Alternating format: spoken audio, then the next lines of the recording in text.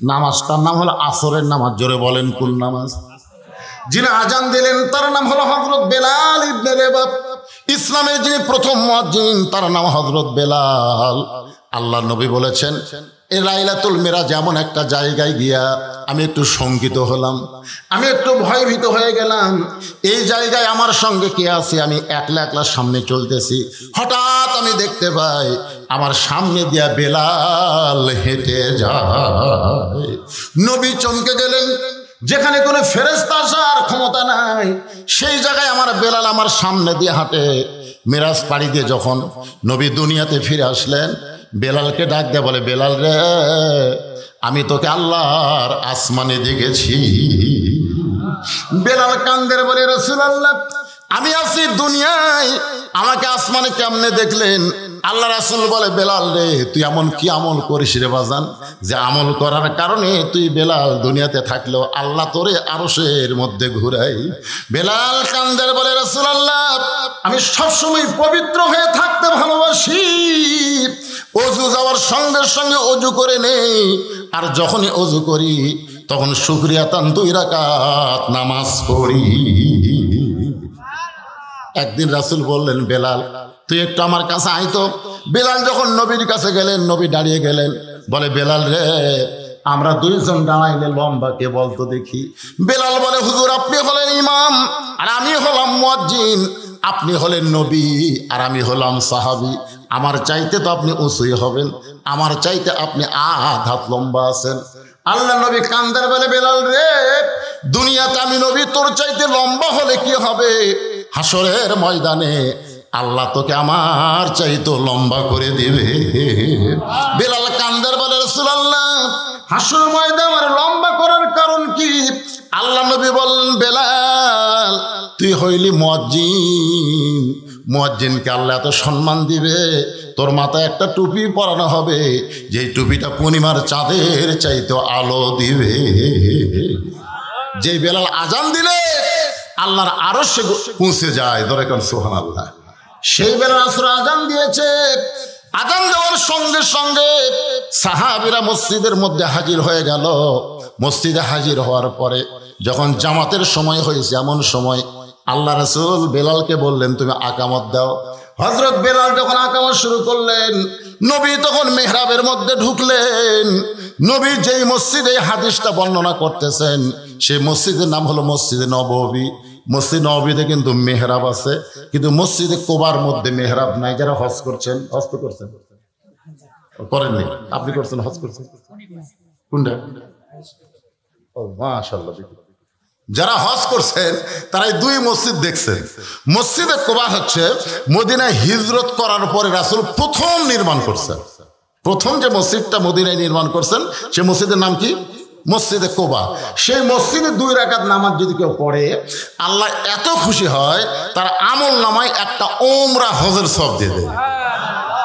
কিন্তু মসজিদে কোবার মধ্যে কিন্তু ইয়া নাই, মেহরাব নাই। আর মসজিদ নববীতে মেহরাব আছে। আপনাকে মসজিদে মেহরাব আছে না নাই? মেহরাব মানে বোঝেন তো, যে জায়গায় ইমাম ঢুকে নামাজ পড়ায়। ফতুয়ার কিতাবে আছে, ইমাম যখন মেহরাবের মধ্যে ঢুকবে তখন পুরা ঢোকা চলবে না, অন্তত পায়ের অর্ধেক মসজিদের মধ্যে রাখতে হবে। রাসূল বলেছেন, মেহরাব মসজিদের অংশ, তবে মসজিদ না।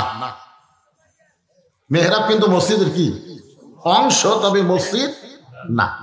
যেরকম আমার হাত দেহের অংশ কিন্তু দেহ না। আমার কথা কি বুঝতেছেন? যতক্ষণ দেহের সাথে লাগে আছে ততক্ষণ কি দেহের অংশ। এখন আমার এই হাত কাটা যদি ওটি ফেলা দেওয়া যায়, কেউ কি বলবে ওটা বৈদেশিদের দেহ বলে আছে? তো মেহরাব যতক্ষণ মসজিদের সঙ্গে লাইগা থাকবে ততক্ষণ মসজিদে থাকবে। এই জন্য ইমাম সাহেব যখন মেহরাবের মধ্যে ঢুকবে পুরা ঢোকা চলবে না, অন্তত পায়ের আর্ধেক মেহরাবে রাখতে হবে। এই মেহরাবটা তৈরি করার পিছনে কারণ হলো, আল্লাহ রাসূল জোহরের নামাজ আদায় করে যখন বসলেন, এমন সময় নবীর উপর আল্লাহ তাআলা কোরআনে আয়াত নাজিল করলেন, ইয়া আইয়ুহান নাবিয়্যু হারজিল মুমিনিনা আলাল কিতাল। ওগো নবী, শুধু মুসলমানদের নিয়ে জামাতবদ্ধভাবে নামাজ পড়লে হবে না, শুধু জামাতে নামাজ পড়লে হবে না, শুধু জিকির করলে হবে না, শুধু রোজা করলে হবে না। এই মুসলমানদেরকে আপনাকে স্ট্যান্ডিং সৈন্য হিসাবে গড়ে তুলতে হবে। সৈন্য হিসাবে, হাজিল মুমিনিনা আল কিতাল, জিহাদের ময়দানের, যুদ্ধের ময়দানে সৈন্য হিসাবে গড়ে তুলতে হবে। আপনারা কি আশ্চর্য হচ্ছেন? এটা কি আমার উপরে, রাসূলের উপরে নাযিল করে নেই? এটা বর্তমান বাংলাদেশের ওয়াজ না তো, এটা আল্লাহ রাসূলের সময় আল্লাহ তাআলা জানাই দিলেন। শুধু 5 ওয়াক্ত নামাজ জামাতে বললে হবে না, যারা জামাতবদ্ধ হয়ে নামাজ পড়তেছে তাদেরকে সৈন্য হিসাবে গড়ে তোলেন। কারণ আপনি মক্কা থেকে মদিনায় হিজরত করেছেন, মনে করেছেন মক্কার কাফেররা ভুলে গেছে। আপনি মনে করছেন যে আপনি মক্কা ছেড়ে দিয়ে মদিনা চলে এসেছেন, মক্কার কাফেররা ভুলে গেছে। ভুলে যায় নাই, বরং আপনি যেখানে গেছেন ওরা সেখানে নজর রাখছে। আজকে পৃথিবীর কোন জায়গায় প্রকৃত মুসলমান আছে আপনারা বলেন তো? কাফেরদের নজর আছে না নাই? ভেজাল মুসলমান যেখানে আছে সেখানে কাফেরদের কোনো নজর নাই। বাংলাদেশ হলো ভেজাল মুসলমান। ধরে কোন কি মুসলমান? ভেজালের উপরে কোনো নজর নাই, নজর হচ্ছে আসলের উপরে। এখন গোটা পৃথিবীতে আসল মুসলমান দেশ কোনটা আলোচনা শুনলে বুঝতে পারবেন, বুঝলেন? আসলের উপরে নজর আছে, ভেজালের উপরে নাই।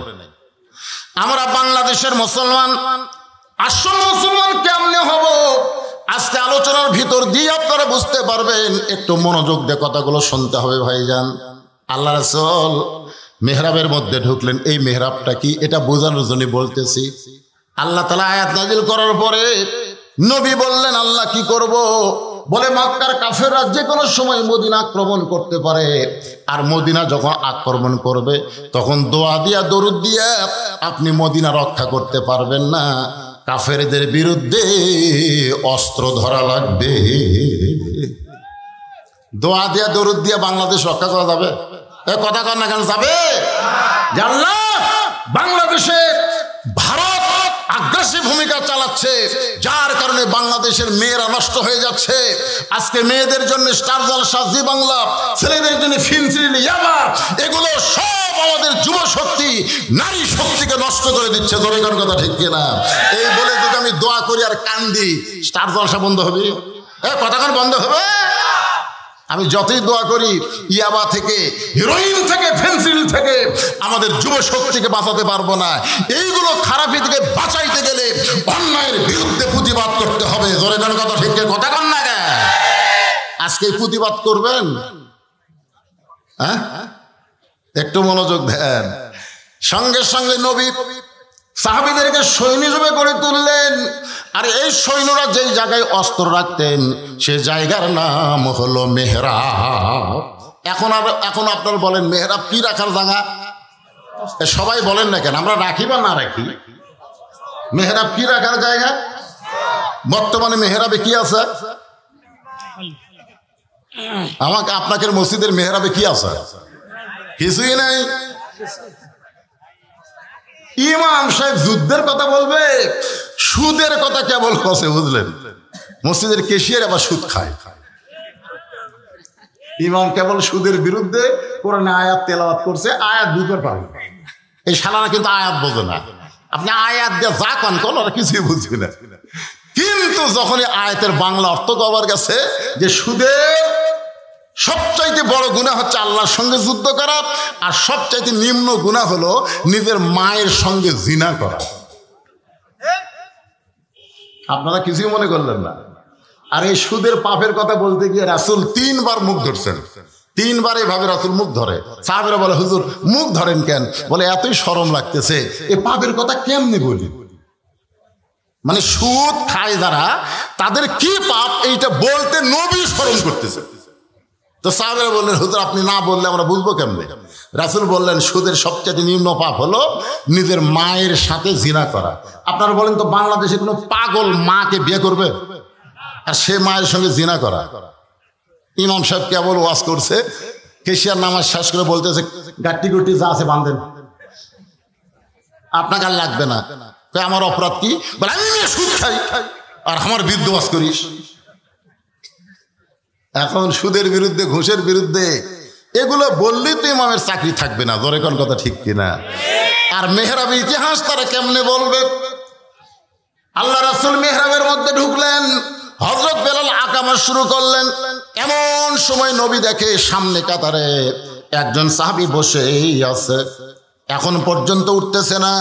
বেলাল কদ কামাতিস সালাহ, কদ কামাতিস সালাহ বলে, তারপরেও সাহাবী যখন উঠতেছে না, বসে আছে, সিয়ারত বসে নাই, এমনি বসে আছে।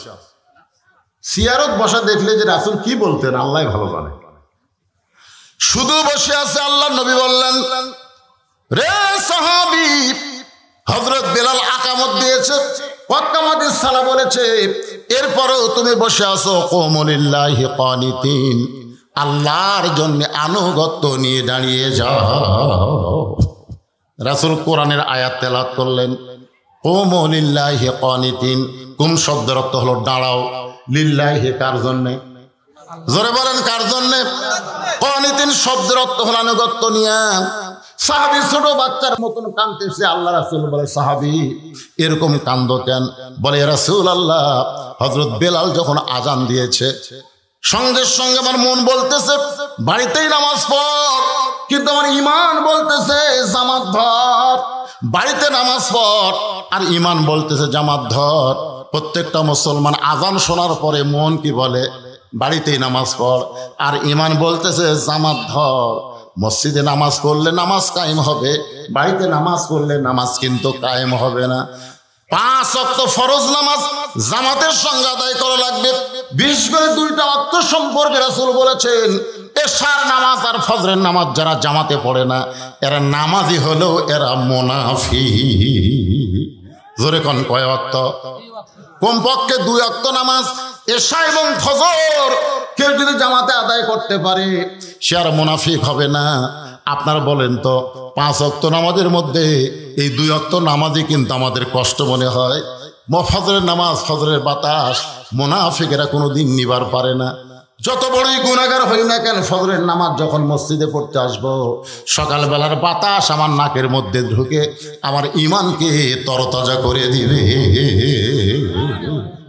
একটু মনোযোগ দিয়ে শুনবেন। রাসূল বললেন, বলো কি খবর? বলে, ইয়া রাসূলুল্লাহ, আমি আজকে 3 দিন হলে না খাওয়ার কারণে আমার দেহ এত দুর্বল হয়ে গেছে, আমার মন বলতেছে বাড়িতে নামাজ পড়, কিন্তু আমার ঈমান বলতেছে জামাত ধর। হুজুর, আমি হামাগুড়ি দিয়া দিয়া হাঁটতে পারি না, আমি দাঁড়াতে পারি না, হামাগুড়ি দিয়া দিয়া মসজিদের বারান্দা পর্যন্ত আসলাম। আমি যেই বারান্দায় আসলাম, আমার ঈমান বলতেছে সামনে কাতার ধর। কারণ মসজিদের মধ্যে যত কাতার আছে, সবচেয়ে দামি কাতার হলো সামনে কাতার। রাসূল বলেন, সামনে কাতারের ফজিলত যদি আমি বয়ান করতাম, তাহলে সামনে কাতারে নামাজ পড়ার জন্য ঠেলাঠেলি মারামারি হতো। এই হাদিস দ্বারা আল্লাহর নবী বুঝাইলেন, মসজিদের মধ্যে যত কাতার আছে, সবচাইতে সামনে কাতারের গুরুত্ব কম না বেশি? সওয়াব কত বেশি? রাসূল বলেনি, বললে মারামারি হতো। সব ধনীগুলা, সব টাকা আলা, শক্তি আলা, তুই সামনে যাবি কেন? আল্লাহ রাসূল বলেছেন, গোটা মসজিদের মুসল্লি মিলে যে সওয়াব পায়, ইমাম বরাবর পিছনে যে মুসল্লি দাঁড়াবে, আল্লাহ তাকে একাই সমান সওয়াব দিয়ে দেয়। কোন জায়গা?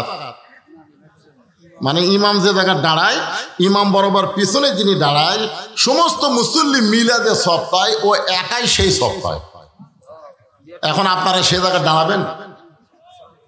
দাঁড়াবেন না। শর্ত হলো, সবাই দাঁড়াবার চাইলেও পারবা না।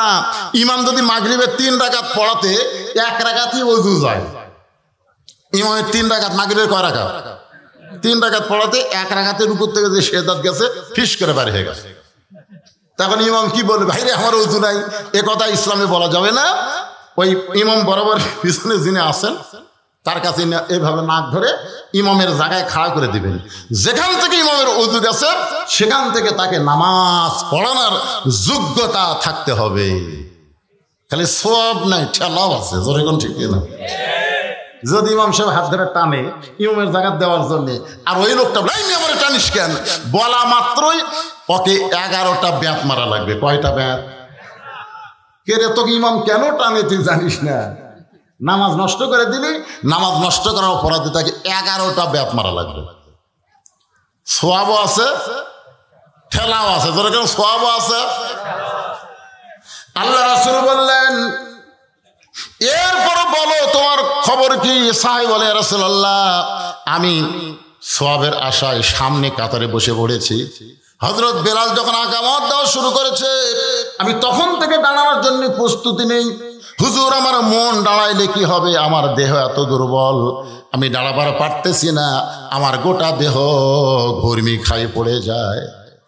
আল্লাহ রাসূল বললেন, ওসমান, ওসমান। সঙ্গে সঙ্গে ওসমান বলে, লব্বাইকা রাসূলুল্লাহ। আপনারা বলেন তো, মসজিদ নববীতে শত শত হাজার হাজার সাহাবী, কিন্তু আল্লাহর নবী কাউকে ডাক দিলেন না, ডাক দিলেন তার নাম কি? আরো যারা বলেন নাম কি? ওসমানকে ডাকার কারণ হলো, নবী যখন মদিনার প্রেসিডেন্ট ছিলেন, নবী যখন মদিনার রাষ্ট্রপতি ছিলেন, ওই সময় নবীর কতগুলো মন্ত্রী ছিল। কতগুলো কি ছিল? মন্ত্রী। মন্ত্রী, ধর্মমন্ত্রী যিনি ছিলেন তার নাম হলো হযরত আবু বকর। এই মন্ত্রীগুলোর দপ্তর দেখেন। ধর্মমন্ত্রী যিনি ছিলেন তার নাম কি? আবু বকর। আইনমন্ত্রী যিনি ছিলেন, আইনমন্ত্রী, আইনমন্ত্রী বোঝেন? আমাদের বাংলাদেশে আইনমন্ত্রী আছে না নাই? সবগুলা আলেমক জেলের মধ্যে ঢুকাবি আর জালেম গুলা ছেড়ে দিবি। তোর এখন কথা ঠিক কিনা ভাই রে? আইনমন্ত্রী যিনি ছিলেন তার নাম হলো হযরত ওমর। ধরে বলেন তার নাম কি? হযরত ওমর। অর্থমন্ত্রী যিনি ছিলেন তার নাম হলো ওসমান গনি। আর শিক্ষামন্ত্রী যিনি ছিলেন তার নাম হলো হযরত আলী। চারটা মন্ত্রীর নাম করলাম। ধর্মমন্ত্রীর নাম কি? একেবারে কথা কন না কেন? ধর্মমন্ত্রীর নাম কি? আপনারা বলেন তো, শুধু নামই ধর্মমন্ত্রী না কামেই ধর্মমন্ত্রী? নিজের মধ্যে ধর্ম কেমন ছিল, কি কারণে আল্লাহ রাসূল তাকে ধর্মমন্ত্রিত্ব দিল, এটা মুসলমান হিসেবে আমাদের জানার দরকার আছে না নাই? আমাদের বাংলাদেশের ৯৭% মুসলমানের দেশে ধর্মমন্ত্রীর নাম কি জানেন না? বলা যাবে না তো? জানা যাবে? এই যে পিছন থেকে বলছে, সামনের লোক জানে না। দীপুমণি। দীপুমণি হলো শিক্ষামন্ত্রী। পাগলা ইসলাম। ধরে বলেন নাম কি? আপনারা বলেন ধর্মমন্ত্রী কেমন হওয়া লাগবে আর আমরা কেমন পাইছি? একটু মনোযোগ দিয়ে শোনেন। নবী মসজিদ নববীর মধ্যে বসে আছেন। মসজিদ নববীর মধ্যে নবী বসে আছেন। ইতিমধ্যে ফেরেশতা জিবরাইল সে নবীকে সালাম দেয়, আসসালামু আলাইকা ইয়া রাসূলুল্লাহ, আসসালামু আলাইকা। আল্লাহ নবী বলেন, জিবরাইল আমার সালাম তুমি দিলা। জিবরাইল বলে, রাসূলুল্লাহ আমি সালাম দেই নাই। আপনি খুশি হবেন, স্বয়ং আল্লাহ পাক আমার মাধ্যমে আপনারে সালাম দিয়েছে। কে সালাম দিছে? আল্লাহ রাসূল বলে, জিবরাইল স্বয়ং আল্লাহ যখন আমার সালাম দিল আমার মনটা খুশি হয়ে গেল। ফেরেশতা জিবরাইল বলে, ইয়া রাসূলুল্লাহ আল্লাহ শুধু আপনাকে সালাম দেয় নাই, আপনার ধর্মমন্ত্রীকেও আল্লাহ সালাম দিয়েছে। নবী সংকটে বলে, জিবরাইল আমার ধর্মমন্ত্রী আবু বকর এমন কি আমল করলো যে আমল করার কারণে আরশের আল্লাহ তাকে সালাম দেয়? ফেরেশতা জিবরাইল বলে, রাসূলুল্লাহ আমি জানি না, আপনি জানে নেন। আল্লাহ কি জন্য আবু বকরকে সালাম দিল জানার জন্য গভীর রাত্রে সবাই যখন ঘুমায় আছে, এমন সময় নবী চুপি চুপি আবু বকরের বাড়ির কাছে, আবু বকরের জানলার কাছে যেই মাত্র দাঁড়াইছে, ঘরের ভিতর থেকে ছোট বাচ্চার মতন ফোফানো কান্না আসতেছে। নবী জানলার কাছে থমকে গিয়ে একটু কান ফালায় শোনেন আবু বকর এমন করে কাঁদতেছে। আল্লাহ বলে, নবী বলে, আল্লাহ যেই মানুষটা দুনিয়াতে ১ নম্বর জান্নাতি সার্টিফিকেট পাইছে, সেই মানুষটা গভীর রাতে এমন করে কান্দে।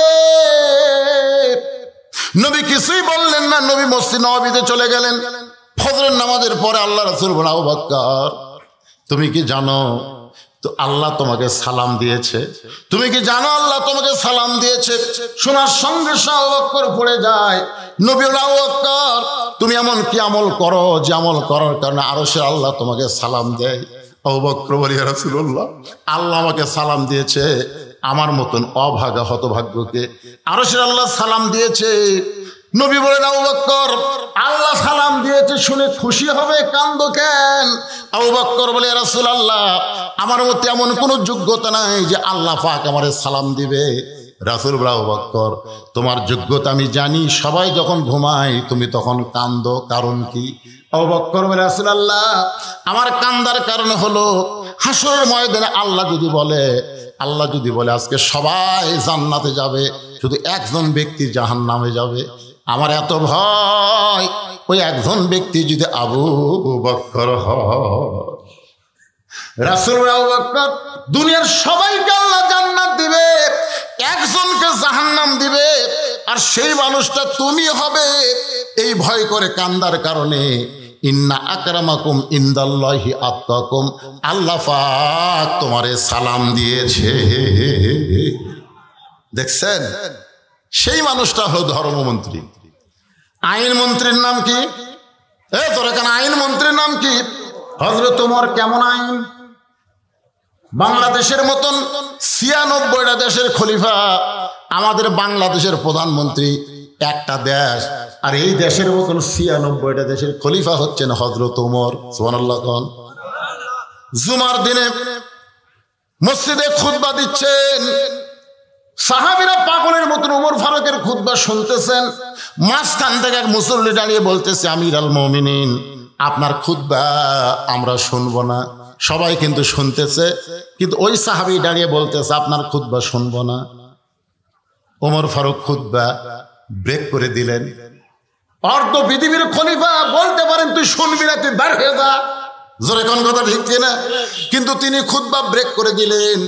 তিনি তাকে প্রশ্ন করলেন, ভাই আমার খুতবা বক্তব্য না শোনার কারণ কি?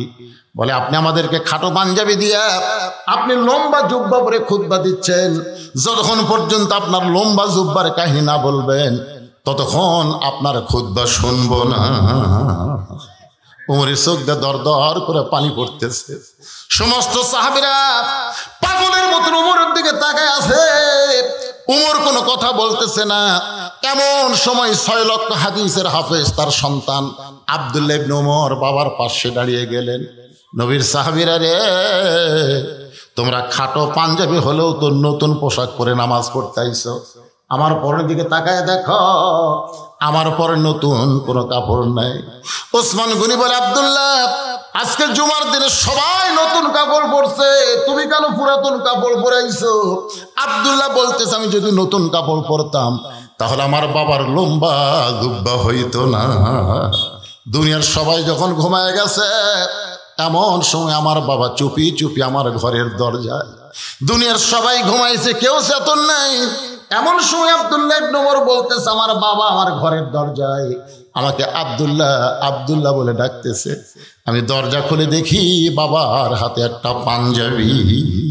আমি খুশি হয়ে বললাম, বাবা বাইতুল মাল থেকে আমার একটা পাঞ্জাবি দিছে, আর একটা গভীর রাত্রে আপনি দিবার আইছেন।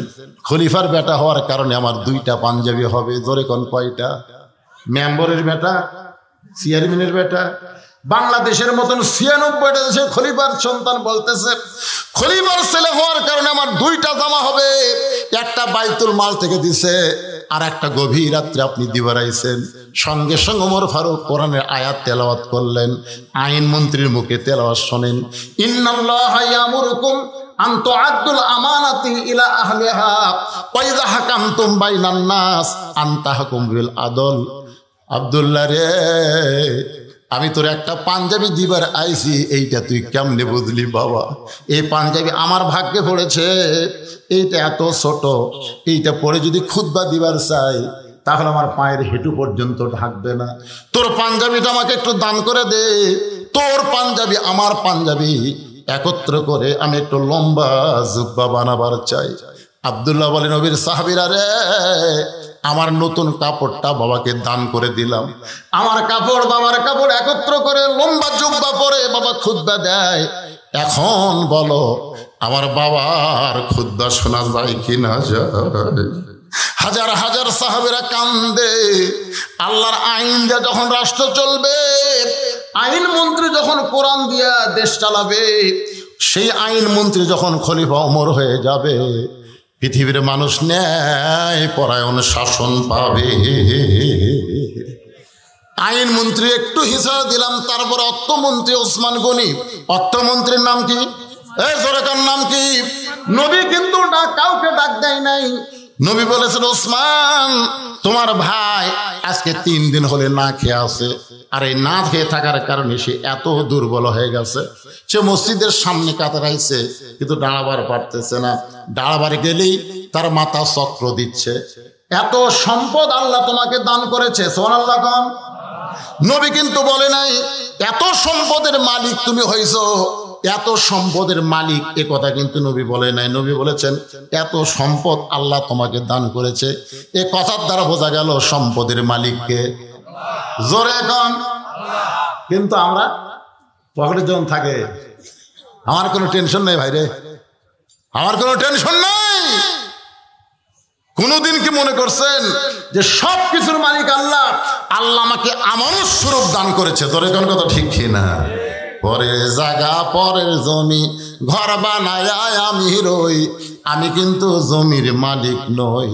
জমিদারের ইচ্ছা মতন দেই না জমিন চাষ। জমিদার বলেছে তোর পকেটে টাকা থাকবে, আর আমার ঘরের জন্য বক্তা চাইছে তোর পকেটে 500 টাকার লোট আছে, 100 টাকার লোট আছে, আর তুই সিঁড়া 10 টাকা দিছিস। দেননি চাদরের মধ্যে না দেনিনি। আমার এলাকায় 2 দল আছে, এক দল 8 রাকাত, এক দল 20 রাকাত। একজনকে ধরে বলতে ভাই তুই কয় রাকাত রে? নামাজই পড়ি না। আপনার বলেন তো নামাজ পড়ে না, ওর কোনো ফতুয়া আছে? ওই 8ও তো নাই, 20ও তো নাই। তো যখন আপনাকে রুমাল গেল চাদর গেল, আমি তখন বললাম মহব্বতের টাকাটা দিয়ে দিবেন, আপনারা দেননি, তাহলে আর কোনো ফতুয়া আছে? কি বুঝতেছেন? আল্লাহ নবী বললেন, ওসমান আল্লাহ তোমাকে এত সম্পদ দান করেছে, তাহলে সম্পদের মালিক কে? এ সবাই দেন বা না দেন সত্যি কথাটা বলবেন না। সম্পদের মালিক কে? আরো জোরে, জোরসে বলুন। জোর হলো না? আরো জোরে। লিল্লাহি তাকবীর। এই বিশ্বাসটা খালি করেন যে সম্পদের মালিক আল্লাহ, আমাদেরকে আমানত স্বরূপ দিয়েছে। 2.5 টাকা বেশি থাকলে গরিবদের দেওয়া লাগবে। জোরে কোন কথা ঠিক কিনা? ওসমান গনিকে রাসূল বললেন, আল্লাহ তোমাকে এত সম্পদ দান করেছে, সেখান থেকে তোমার ভাইকে তুমি কিছু দিয়া দাও। তোমার ভাইরে যদি দিয়া দাও, তোমার ভাইরে আর না খেয়ে থাকা লাগবে না। ওসমান গনি বলে, রাসূলুল্লাহ আমার ভাই 3 দিন হলে না খেয়ে আছে, এইটা যদি আমি আগে জানতাম তাহলে আমি নিজে না খাইয়া আমার অসহায় গরিব ভাইয়ের কাছে আমি খাবার পৌঁছাইয়া দিতাম। সুবহানাল্লাহ বলেন না? আপনার বলেন তো ওসমান গনির কথার সাথে কি আমলের মিল আছে? মিল নাই? কথার সাথে যে আমার ভাই 3 দিন হলে না খেয়ে আছে, এইটা যদি আমি আগে জানতাম তাহলে আমি নিজে না খাইয়া আমার ভাইয়ের বাড়িতে খাবার পৌঁছায় দিতাম। আপনার বলেন তো অর্থমন্ত্রীর কথার সাথে কাজের মিল আছে না নাই? তার জীবনে পড়ে দেখেন। আমি যখন 11 সালে প্রথম মদিনায় যাই, প্রথম 11 সালে, আমার তো মনের খালি আশা যে রাসূলের রওজা জিয়ারত করব। জিয়ারত করার পরে মুআল্লিম বলতে, হুজুর আর একটা জায়গা আছে যে জায়গার মধ্যে 10,000 সাহাবী ঘুম পাড়তেছে। কয় হাজার? কম পক্ষে 10,000 সাহাবী ঘুম পাড়তেছে। সেই জায়গার নাম হলো জান্নাতুল বাকি। জান্নাতুল বাকি দিকে 11 সালে আমি একটা বিপদে পড়ছিলাম। বিপদটা হলো কি, আমি জিয়ারত করতে করতে হালিমাতুস সাদিয়া নবীর দুধমার কবর জিয়ারত করে কেবল একটু উত্তর দিকে যাওয়ার চাইছি, বুঝলেন? আমার সাথে আরো 5-7 জন আছে। ইতিমধ্যেই ওই জান্নাতুল বাকির মধ্যে কিন্তু পুলিশ থাকে, গোরস্থানের মধ্যে পুলিশ। আর আমাদের বাংলাদেশে যতই ধরাধরি হোক, গোরস্থানে পুলিশ যায় না। ধরে কোন কথা ঠিক কিনা? যায়। আমার এলাকার এক ভোটের আগে 7 জানুয়ারিতে ভোট হলো, এই ভোটের আগে লুকা লুকা একটা খেলা হলো। পুলিশ কিন্তু সব বাড়ি যায় না, খালি খুঁজলে এই বাড়িতে তারা কোন দল, এত বাড়িতে খুঁজলে লোকটা কখন যে ধরা পড়বি এই ভয়ে ওই কবরস্থানে যায় একটা কবর খুঁড়িছে। কবর খুঁড়ে নিচে খেয়ার দিয়ে তারপর কম্বল করে ওই তারপর ল্যাব গাওয়াতে ঘুম পাড়ায়। মাঝে মধ্যে বউ মোবাইল করে বলে, গো খবর কি? নিরাপদ জায়গায় আছে, কোনো টেনশন করিস।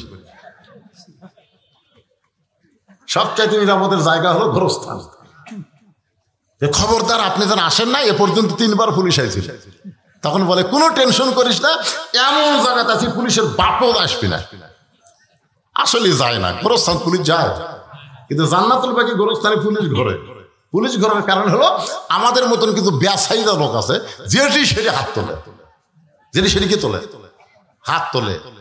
এই জন্য পুলিশ এসে বলে মান্নু কুল্লু হারাম, এক জায়গায় হাত তুলতে হবে, সেইটা হলো আল্লাহর কাছে। জোরে কোন কথা ঠিক কিনা? আমরা বাবা তোমার দরবারেতে কেউ ফিরে না খালি হাতে, কি আছে না নাই? আল্লাহর ধন নবীর দিয়া, আল্লাহ আছে গায়েব হইয়া, নবীর ধন খাজা নিয়া শুয়া আছে আজমিরে, কেউ ফিরে না খালি হাতে, খাজারে তোর দরবারেতে। আপনার বলেন তো তাওহীদ না শিরক? সবাইকে বলা লাগবে তাওহীদ না শিরক? একমাত্র চাইতে হবে কার কাছে? আস্তাইনু বিসসবরি ওয়াসসালাহ। এইটা নিয়েই আপনাদের সামনে আলোচনা করতেছে, একটু মনোযোগ দেন।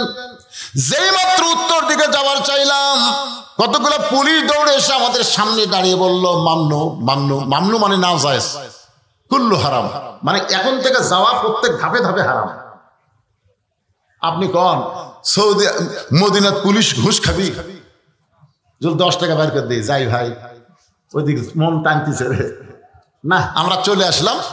আসার পরে জোহরের নামাজ পড়ে মসজিদ নববীতে আমি একটু ঘুরতেছি, হঠাৎ এক সময় একটা জমজমের হাউজের কাছে আমি বসে বললাম, যখনই তৃষ্ণা লাগে জমজমের পানি খাই আর খুরমা খেজুর খাই। এমন সময় দেখি একজন ব্যক্তি, এখানে বুড়া থোড়া ভাঙ্গাচুরা মানুষ, মসজিদ নববীর মধ্যে ঢুকলো। আমরা যেখানে জুতা রাখি ওই তাকের মধ্যে এরকম পাগড়ি ঢুকাই দিয়ে সে পাগড়ি ধুলে দেয় চেয়ারের মধ্যে মসে। আমি বললাম পাগল নাকি? হাদিস সাহেবরা যেখানে জুতা রাখে সেই জুতার জায়গা মুছে নিজের চেহারায় মালিশ করে। মুরব্বী যখন আমার কাছে আসলো, আমি মনে করলাম মদিনার কোনো মুরব্বী হবে। আমি বললাম এজলেসিয়া শায়েখ, ও আল্লাহর বৃদ্ধ বান্দা, আপনি একটু বসেন। আমার দিকে মুস্কি মুস্কি হাসিতে বলে, আপনি যতই আরবি বলেন আপনি বাংলাদেশি। আমি চমকে বললাম কেমনে বুঝলেন? বলে আপনার চেহারা দেখে। বলে আমি আপনার চেহারা দেখে মনে করলাম আপনি মাদানি। বলে আমি মদিনায় 80 বছর 50 বছর হলে আসি, আমার বয়স হলো 80 বছর, আমি 50 বছর হলো মদিনায় আছি। এই থাকতে থাকতে আমার চেহারা মদিনার মতন হয়ে গেছে। আমি তখন বললাম মুরব্বী, তাহলে আপনি 50 বছর মদিনায় আছেন, আপনি কি বাংলাদেশে যাবেন না? বলে বাংলাদেশে যাব না বলেই তো নিয়ত করে মদিনার মেয়রের কাছে আমি একটা দরখাস্ত লিখেছি। আমি মদিনার মেয়রের কাছে দরখাস্ত লিখেছি, আমি মারা গেলে আমার কবরটা যেন জান্নাতুল বাকির মধ্যে হয়। যেই গোরস্থানে 10,000 সাহাবী ঘুম পাড়তেছে, তাদের মাঝখানে আমার কবর যেন হয়। মদিনার মেয়র আমার দরখাস্ত গ্রহণ করেছে।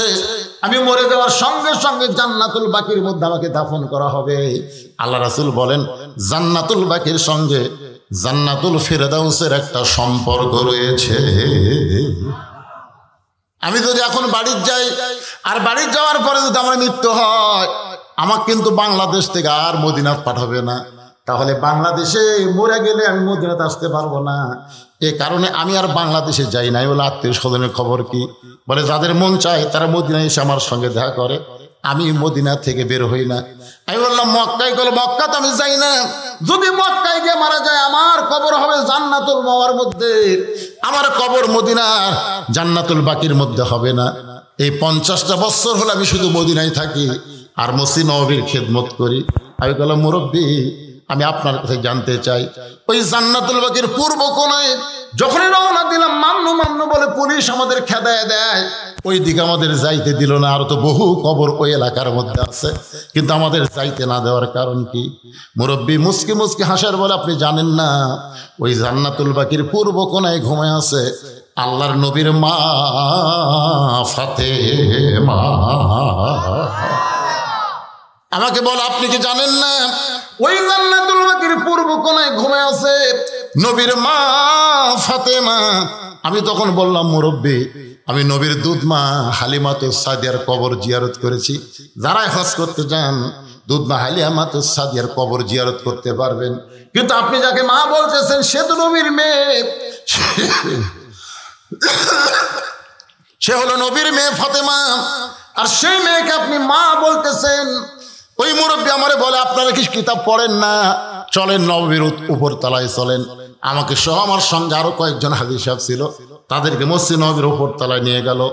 উপর তলার দক্ষিণ সাইডে একটা মক্তব, মক্তব মানে কিতাবের ঘর।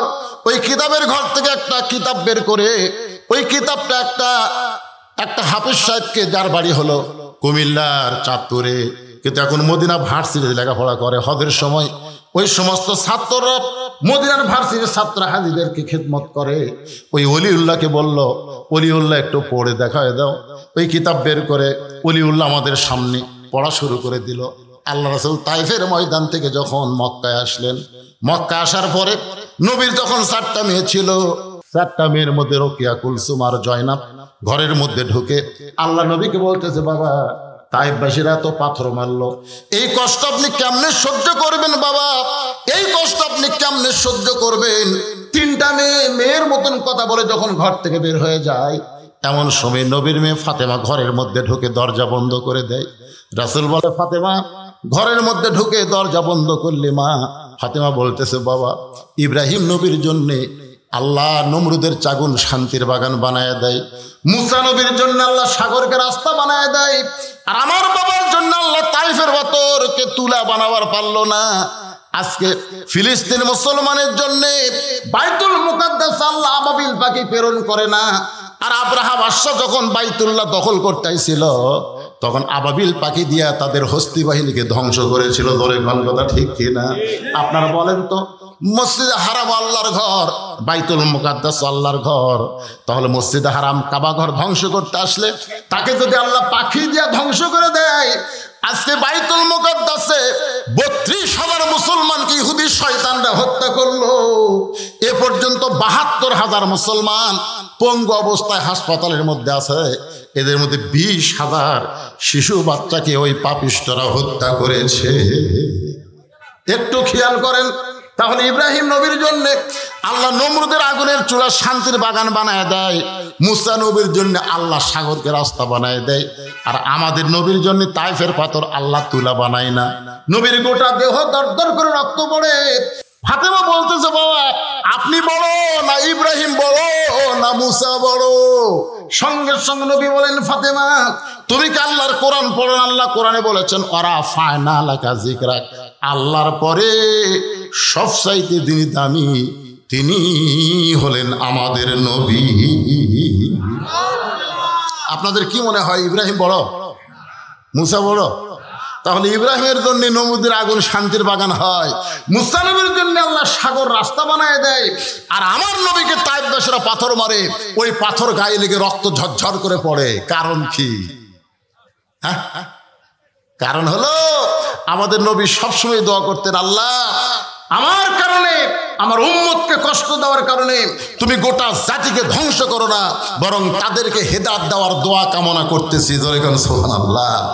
আল্লাহ পারে না ইহুদিকে ধ্বংস করতে? জোরে কোন পারে কি? কথা কোন পারে কি পারে না? আল্লাহর নবী দোয়া করেছেন তায়েফবাসীর জন্য। নবীর দোয়া কিয়ামত পর্যন্ত আল্লাহ কবুল করে।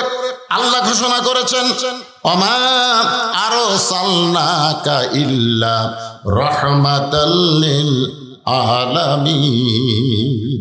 নবী তাকায় দেখে ফাতেমা পানি গরম করতেছে, জয়তুন তেল গরম করে ঘরের মধ্যে ঢোকে আল্লাহ নবীকে নিজের উরাতের উপরে শোয়া দিয়া নবীর গায়ের জুব্বা খুলে যত জায়গায় তাইফবাসী পাথর মারছে প্রত্যেক জায়গার মধ্যে গরম পানির মধ্যে নরম কাপড় চুবড়ায় চুবড়ায় নবীর গোটা দেহ পরিষ্কার করে ফাতেমার নরম আঙ্গুলের মধ্যে জয়তুনের গরম তেল নিয়ে নবীর ক্ষতস্থানে যখন মালিশ করে দেয়, এক সময় নবী ঘুমায় গেছে।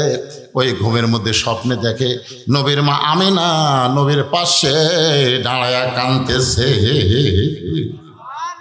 আমিনা যখন কান্দে নবীর স্বপ্নকে বাস্তব মনে করে মা বলে হাতটা চাইবা ধরে, ঘুমটা ভেঙে যায় ফাতেমার চুমুতে। ফাতেমা যখন চুমু খায় ওই ফাতেমার চোখের পানি নবীর চোখের মধ্যে ঢুকে যায়। নবী ডাকতে বলে, ফাতেমা কান্দিস কেন? ফাতেমা বলে, বাবা আপনি মনে হয় স্বপ্ন দেখছেন, বাবা আমাকে মা বলে হাতটা ধরছেন, এখন পর্যন্ত হাতটা ছাড়েন নাই। মুরব্বী বলে, হুজুর এখন আপনি বলেন, নবী যদি ফাতেমাকে স্বপ্নে মা বলে সে আর মেয়ে থাকে না, সে হলো নবীর মা। ধরে কেন সুবহানাল্লাহ। ওই এলাকার মধ্যে কাউকে যাইতে দেয় না। আমি 50 বছর হলে মদিনায় আছি, আমি দেখেছি কোন পুরুষ মানুষকে ওই জান্নাতুল বাকির পূর্ব কোণার দিকে যাইতে দেয় না। কারণ নবীর মেয়ে ফাতেমা হলো পর্দানিশী। আল্লাহ তার পর্দাকে এমন কবুল করেছে, দুনিয়া থেকে বিদায় নেওয়ার পরে কিয়ামত পর্যন্ত তার পর্দা বহাল রয়েছে। সুবহানাল্লাহ কন্যা কেন? আমি যেটা আপনাদের বুঝাইতে চাই, ওই জান্নাতুল বাকিতে ঢুকতেই যে কবরটা পড়ে, এখানে হাজী সাহেব আছে, সবাই দেখতে পায় জান্নাতুল বাকি ঢুকতেই সামনে যে কবর পড়ে, ওই কবরটাই হলো ওসমান গনির কবর। আপনার বলেন তো ওসমান গনিকে কিভাবে হত্যা করা হলো আপনার জানেন? কথা কর না, জানা লাগবে ভাই রে। 4 জন খলিফার মধ্যে শুধু একজন, শুধু কয়জন? একজন স্বাভাবিকভাবে দুনিয়া থেকে বিদায় নিয়েছে, তার নাম হলো আবু বকর। তার নাম কি? উমর ফারুককে কিন্তু নামাজ পড়া অবস্থায় পিছন দিক থেকে মারছে। উমর ফারুক এক সময় দেখলো যে তার নামাজ শেষ করার মতন শারীরিক শক্তি নাই, তখন তার পিছনে যে সাহাবী ছিল তাকে টান দিয়ে দাঁড় করায় দিয়ে তিনি ওখানে কাতে পড়ে গেলেন। নামাজ শেষ করার পরে দেখলেন তার দেহ থেকে সব রক্ত ঝরে যাচ্ছে। তাকে কে মারছে ওটাও জানার পরেও তিনি নাম বলেন নাই, কারণ তিনি হত্যা হওয়ার আগেই যদি জনগণ তাকে হত্যা করে, এই কারণে উমর ফারুক তার নাম বলেন নাই। আপনার বলেন তো ওসমান গনিকে কি করা হয়েছে? কথা কয় না, হত্যা করা হয়েছে। আলী হত্যা করা হয়েছে। এখন বলেন, একজন স্বাভাবিক চলে গেলেন আবু বকর, আর 3 জন খলিফাকে কারা হত্যা করলো? কে হত্যা করছে? কাফেরেরা। আজকে কোরআনের মাহফিল বন্ধ করে কারা? হিন্দুরা, খ্রিস্টানেরা না মুসলমানেরাই? কথা কন না কেন?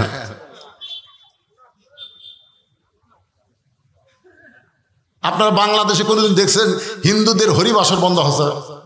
কথা কন না কেন? হরিবাসর বন্ধ হচ্ছে? খ্রিস্টানদের কোন অনুষ্ঠান বন্ধ হচ্ছে?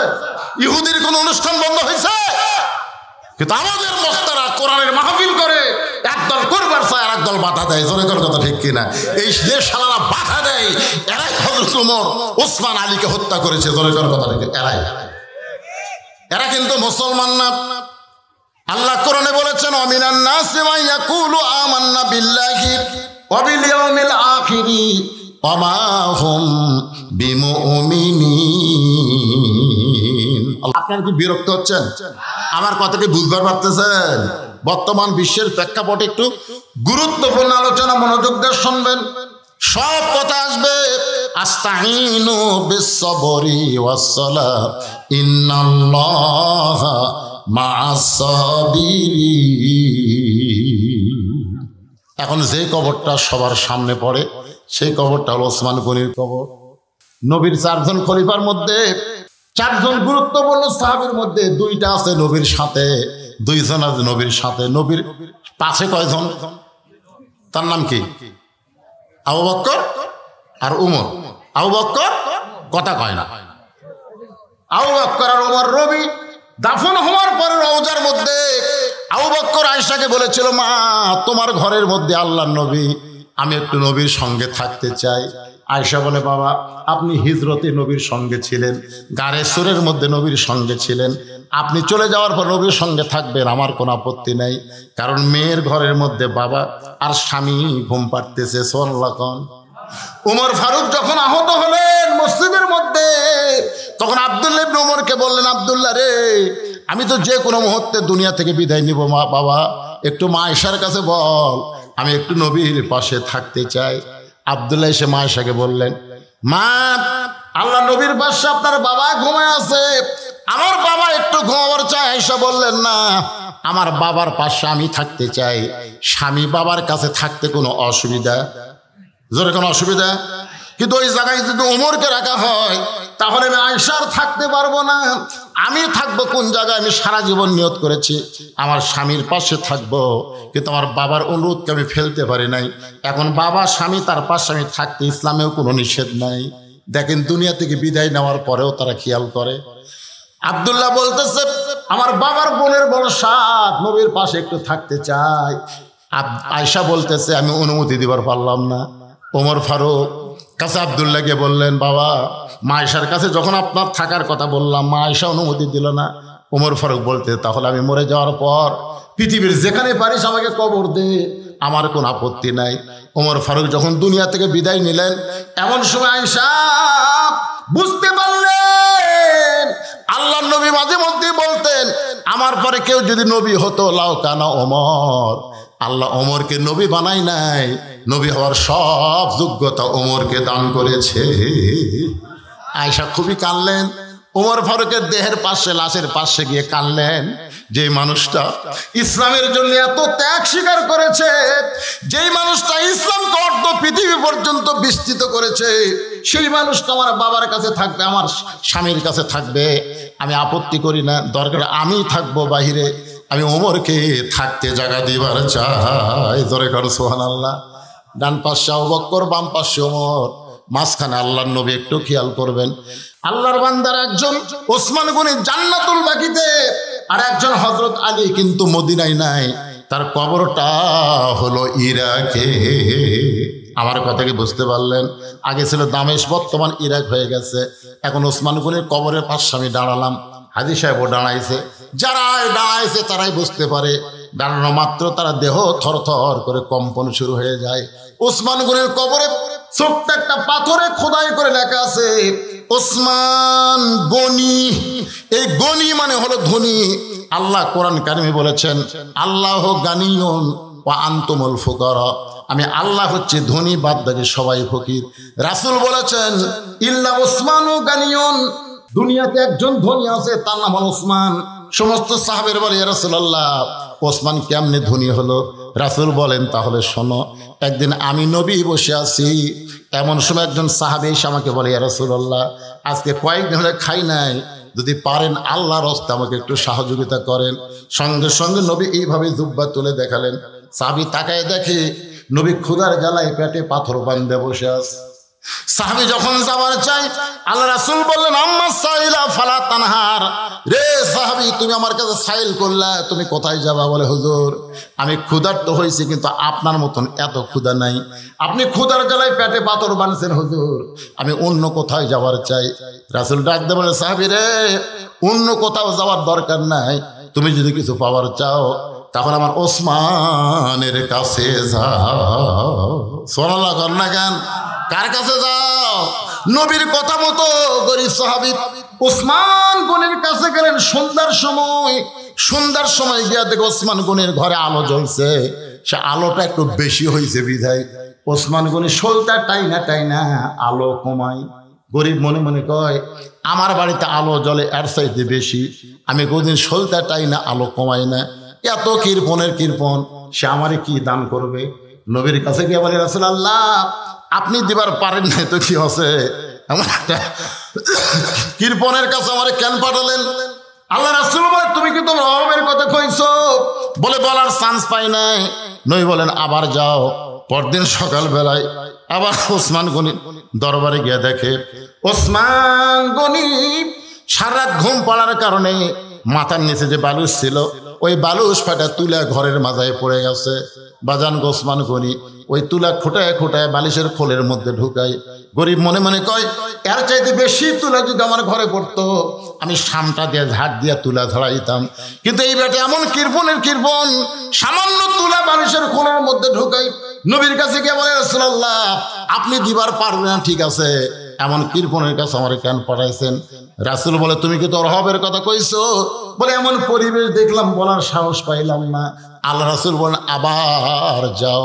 পরদিন সকালবেলায় নবীর কথা মতো গরিব সাহাবী ওসমান গনির দরবারে এসে দেখে ওসমান গনি খালি গায়ে বসে আছে। খালি গায়ে বসে থাকা দেখে গরিব একটু থমকে দাঁড়ালেন, খালি গায়ে কেন? হঠাৎ দেখতে পায় তার কোলের মধ্যে থেকে একটা জুব্বা টেনে বের করে, কয়েক জায়গায় জুব্বা ছিঁড়ে গেছে, ওই জুব্বাটা সেলাই করবে, কিন্তু শুয়ের মধ্যে সুতা ঢোকাবার পারতেছে না। ওসমান গনি শুয়ের মধ্যে সুতা ঢোকাবার চায়, কিন্তু এই দিক দিয়ে পার হয়ে যায়, সেদের মধ্যে সুতা ঢোকে না। ওসমান গনি এই কষ্ট থেকে গরিব বলতে, ওসমান ভাই, আপনার শুয়ের মধ্যে একটু সুতা ঢুকাই দিলে কেমন হয়? ওসমান সালাম দিয়ে বলে, ভাইজান, তাহলে তোমার বড় উপকার হয়। গরিব শুয়ে হাতে নিয়ে যেই মাত্র সুতা ঢুকাইছে, ওসমান গনি খপ করে ধরে বলছে যে, ভাই, আল্লাহ তোমাকে ধনী বানায়া দিছে। সুবহানাল্লাহ খান না কেন? গরিব কয় ঠাট্টা করেন নিয়ে দেখো তোমার চোখ আমার চাইতে ধনী, কত কষ্ট করতেছি, সুয়ের মধ্যে সুতা ঢোকার পারতেছি না, আর সুইটা হাতে নিয়েই তুমি ঢুকাই দিলে। আল্লাহ চোখের দিক দিয়ে তো আমার চাইতে তোমাকে ধনী করেছে। সুবহানাল্লাহ খান না কেন? আমরা কিন্তু কেউ গরিব না, আমি টাকার দিক দিয়ে আমার বেশি, কিন্তু খাওয়ার দিক দিয়ে আমি দুর্বল। আমার সামনে যখন গরু দেয়, দই দেয়, মিষ্টি দেয়, আমি কিন্তু বলি ভাই চলবে না। আর আমার ড্রাইভার যখন হাত দিয়ে কামড় মারে, ও কড়মড় শব্দ ওঠে। আমি বললাম রে আমার টাকা আছে, খাওয়া নাই। আর তোর টাকা না থাকলে খাওয়া আছে, তোর কোন কথা ঠিক কিনা? একজনের বাড়ি আছে দেখবেন, একজনের 3 তলা বাড়ি আছে, ঘুম নাই। আর একজনের বাড়ি নাই কিন্তু ঘুম আছে, আছে না নাই? তোর এখন দেখবেন এই ভুটভুটির মধ্যেও ঘুম পাড়তেছে, লাখ টাকা টাকা ভুটভুটির উপর ঘুম পাড়তেছে। আর ওই 3 তলা বাড়িতে এসি দেওয়ার ঘুম হয় না, ঘুমের ট্যাবলেট খাই তারপরে ঘুম ধরে না। তোর এখন কথা ঠিক? তাহলে কে ধনী কে গরিব? ওসমান গরিব আর ভাইজান, এই যে সুয়ের মধ্যে সুতা ঢুকাই দিলাম, এর বিনিময়ে তুমি কি চাও? গরিব বলতেছে কিছুই চাই না, খেলে হাতটা ছাড়া দেন, আমি যাবার চাই। বলে এত উপকার করলা, তুমি যাবার চাইলে যাবার দেব না, বিনিময়ে কি চাও? গরিব বলে ভাইজান কিছুই চাই না, হাতটা ছাড়া দেন। কারণ যে কৃপণের কৃপণ একে দিবে। কিছুই যখন চাই না, তখন ওসমান বললেন ম্যানেজার। ম্যানেজার দৌড়ে এসে বলে হুজুর আমারে ডাকলেন। বলে তোমরা কি করো? এই ভাইটা আমার শুয়ের মধ্যে সুতা ঢুকাই দিছে, এর বিনিময়ে একে 100টা উট দিয়া দাও। যেই বলছে 100 উট দিয়া দাও, গরিব বলে হুজুর আপনি পাগল নাকি? সামান্য শুয়ের মধ্যে সুতা ঢুকাইলাম, এর বিনিময়ে আপনি 100 উট দিবেন? ওসমান গরিব বলে ম্যানেজার আমার ভাইকে 200 উট দিয়া দাও। গরিব বলে হুজুর আপনি কি বলেন? সামান্য সুয়ের মধ্যে সুতা ঢুকাইলাম, এর বিনিময়ে 200 উট দিবেন। ওসমান বলে ম্যানেজার ওই ফার্মের মধ্যে কত উট আছে? বলে 2000-এর বেশি। বলে সব উট আমার ভাইকে দিয়ে দাও। গরিব জোর হাত করে বলে হুজুর আর বাড়াবেন না, আর বাড়াবেন না। সামান্য সুয়ের মধ্যে সুতা ঢুকাইনি যদি 2000 উট দেন, তাহলে পরপর আমি 3 বার কি দেখলাম? বলে কি দেখছো তুমি? বলে প্রথম দেখলাম আলো বেশি হয়েছে বলে আলো কমাইলে, দেখলাম বালুস পাড়ে তুলা পড়ে গেছে, সেই তুলা খোলের মধ্যে ঢুকালেন। তারপরে দেখলাম পাঞ্জাবি নিজেই সেলাই করবেন, এত সম্পদ আল্লাহ দিছে, তারপরও একটা সেলাই করা পাঞ্জাবি পরবেন। এত সম্পদ আল্লাহ আপনাকে দিছে, তারপরও আলো আপনি কমান। এত সম্পদ দেওয়ার পরে সামান্য তুলা বের হতে, সেই তুলা বালুসের খোলের মধ্যে ঢুকান। ওসমান কান্দার বলে ভাইজান তুমি 3 বার যে 3টা জিনিস দেখেছো, এই 3টার নাম হলো দুনিয়া, আর তোমার যেইটা দিলাম এইটার নাম হলো আখেরা। এই দুনিয়ার আলোর দরকার ওসমানের নাই, এই দুনিয়ার বালিশের দরকার ওসমানের নাই, এই দুনিয়ার ভালো পাঞ্জাবির দরকার ওসমানের নাই। ওসমান হলো আখিরাতের কান্দাল। লিল্লাহি তাকবীর।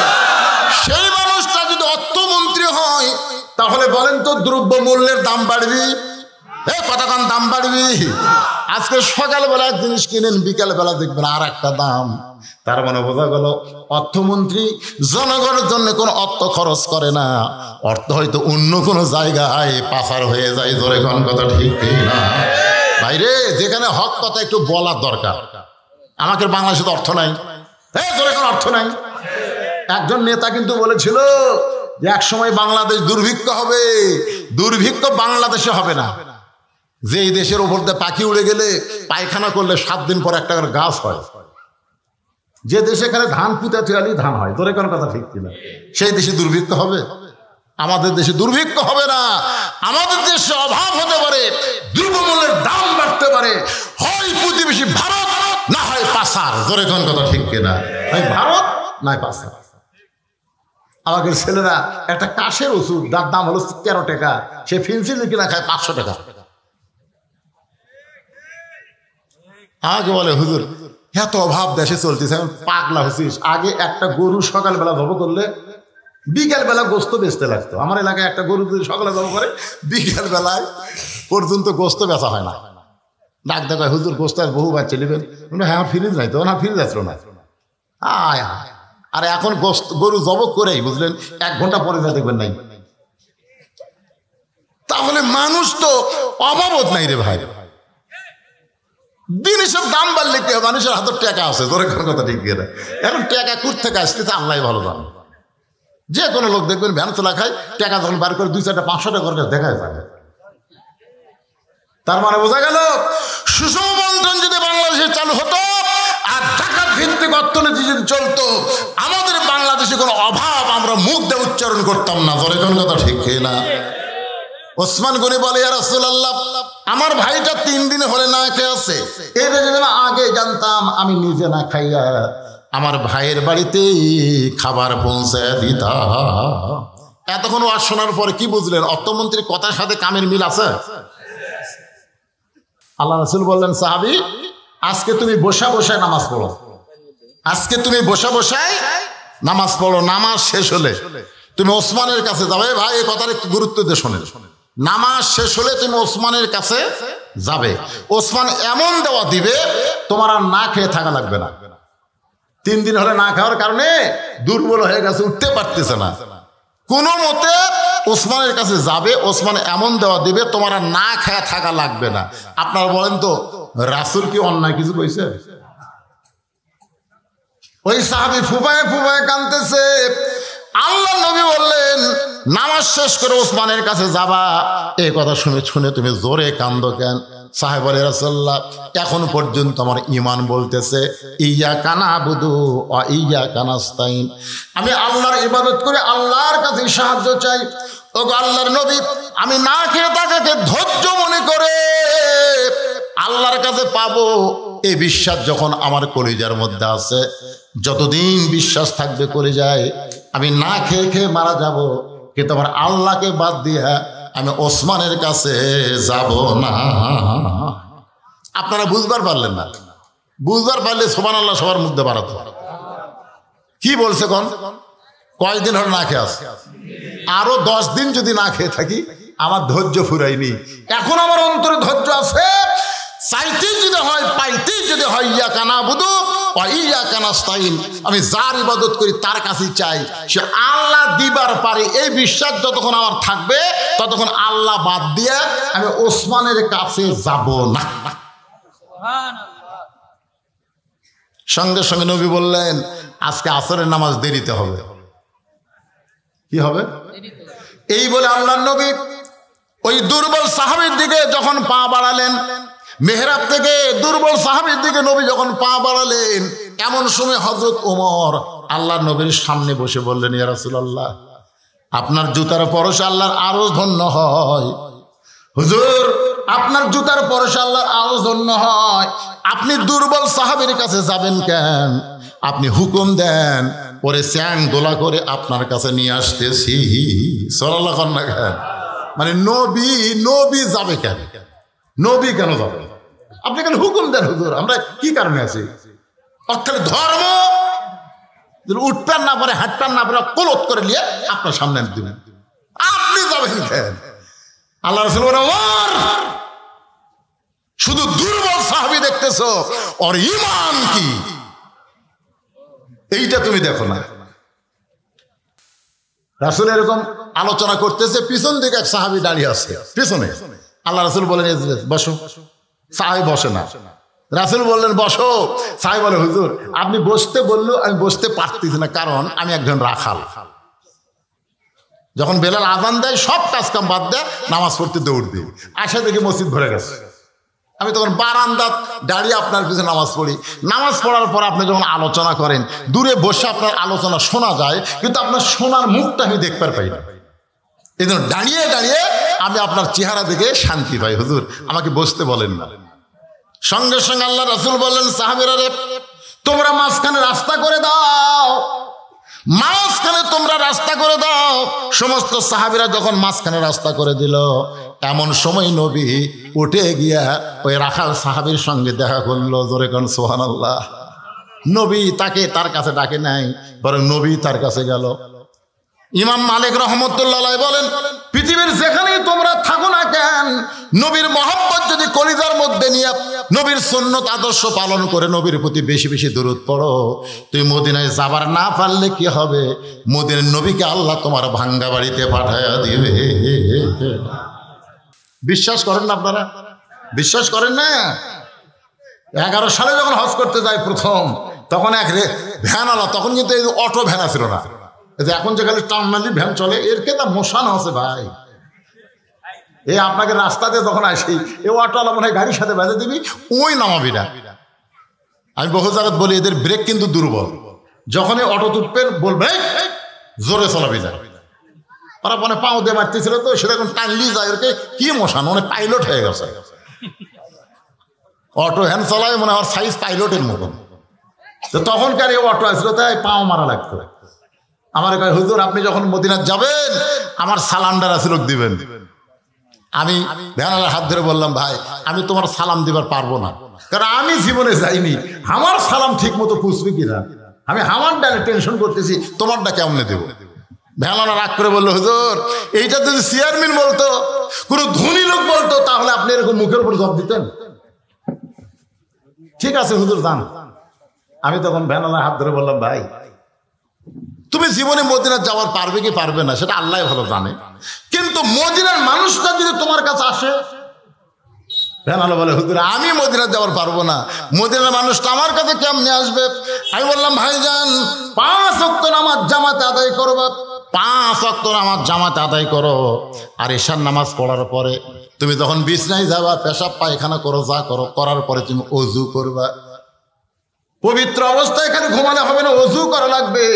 ওযু করার পরে আমি একটা দরুদ শিখাই দিলাম, জাযাকাল্লাহু আন্না মুহাম্মদ, জাযাকাল্লাহু আন্না মুহাম্মদ 41 বার তুমি পড়বা। আর একটা দরুদ পড়বা আল্লাহুম্মা সাল্লি আলা মুহাম্মাদিন ওয়াসিলাতি ইলাইকা। এই দরুদটা পড়ে আয়াতুল কুরসি পড়ে তোমার বুকে ফুঁক দিয়া তুমি ঘুমাইবা। আমার বিশ্বাস অল্প দিনের মধ্যে নবীর সঙ্গে তোমার দেখা হবে। বিশ্বাস করেন আমি তো ওরে নবী দেখার পদ্ধতি বলে দিলাম, আমি কিন্তু নবীরে দেখতে পাইনি, আমি নবীরে দেখতে পাইনি, কিন্তু ওরে বলে দিলাম। ও আমার কথাটা এমন বিশ্বাস করলো, আমল করতেছে। আমি তো হজ করবার গেলাম, হজ করে যখন বাড়িতে আসলাম, বাড়িতে আসার পরে আমার 5 মিল বাজার একটা অফিস ছিল, অফিসের মধ্যে গিয়ে বসেছি, দেখি ওই লোকটা 1 কেজি মিষ্টি নিয়ে আমার সামনে হাজির। আমি বললাম ভাইজান আমি আজ 3-4 দিন আগে হজ করে আসলাম, তোমার বাড়িতে গেলে তোমাকে জমজমের পানি খিলাতাম, তোমাকে খুরমা খেজুর দিতাম, না পারলে একটা জায়নামাজ তসবিহ দিতাম, তোমার বাড়িতে না যায় তোমার অফিসে আইছো কেন? বলে হুজুর বাড়িতে গেলে আপনি মনে করবেন আমি একজন লোভী। গরিব মানুষ অভাবী হতে পারে কিন্তু তাদের আত্মবোধ আছে, জোরে কোন ঠিক কিনা? এই জন্যে আমি আপনার বাড়িতে যাইনি, বাড়িতে গেলেই মনে করবেন কিছু পাওয়ার জন্য আইছে। আমি বললাম ভাইজান 1 কেজি মিষ্টি কেন? বলে মিষ্টি আনার কারণ হলো হুজুর আপনি একটু ওঠেন। আমি যেই মাত্র উঠলাম আমাকে বুকের মধ্যে নিয়ে বলে হুজুর গো এ পর্যন্ত আপনি হজে যাওয়ার পর এ পর্যন্ত 3 বার আমি নবীর সঙ্গে দেখা হয়েছে। আমি লোকটাকে বুকের মধ্যে নিয়ে বললাম ভাই রে আমার টাকা থাকার কারণে আমি মদিনায় গেছি, নবীর রওজায় সালাম দিছি, আমার সালাম নবী উত্তর দিল কেন আমি শুনতে পাই নাই। আর নবীর মহব্বতের আমল করার, দরুদের আমল করার কারণে নবীর সঙ্গে 3 বার তোমার দেখা হয়েছে। নবী যদি রাখালের কাছে যাইতে পারে, ইমাম মালিক বলেন নবীর সুন্নত আদর্শ আমল করো, নবীর দাড়িটা তোমার চেহারার মধ্যে রেখে দাও। যুবকেরা শোনো, নবীর সুন্নতের মধ্যে যত সুন্নত আছে সবচেয়ে দামি সুন্নত হলো দাড়ি রাখা। জোরে কোন কি রাখা? কথা কন না কেন? একজন মেয়ে আমাকে বলছে যে হুজুর আমার স্বামী তো খুবই সুন্দর, আমি যখন বাইরে যাই রাস্তার মেয়েরা খেলে আমার স্বামীর দিকে টক লাগে তাকা থাকে। হুজুর আমার স্বামীর দিকে অন্য মেয়েরা দেখবে আমার ভালো লাগে না। তো এমন কোনো দোয়া আছে যেটা আমল করলে মেয়েরা আমার স্বামীর দিকে তাকাবে না? আমি তখন বললাম মা তোমার স্বামীকে চাচা বানাও।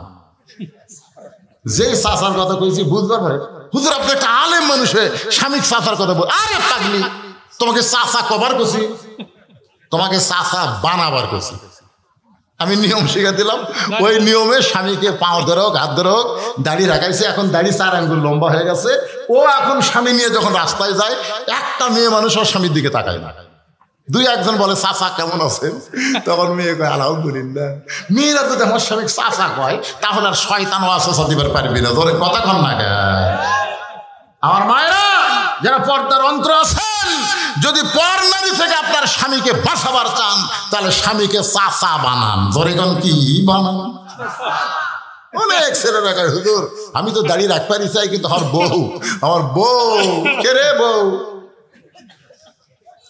পর্দার মধ্যে থাকে খালি চিপচিপ করে হাসতেছে। হুজুর তো অরিজিনালি কথা কইছে।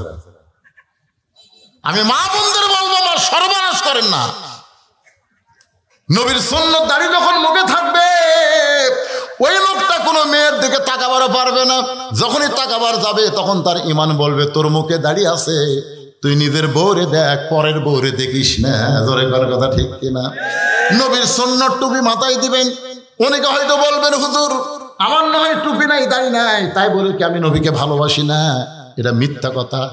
যার মুখে দাড়ি নাই, মাথার টুপি নাই, নবীরে ভালোবাসে, এটা সম্পূর্ণ ভুয়া। এটা কিন্তু মিথ্যা কথা।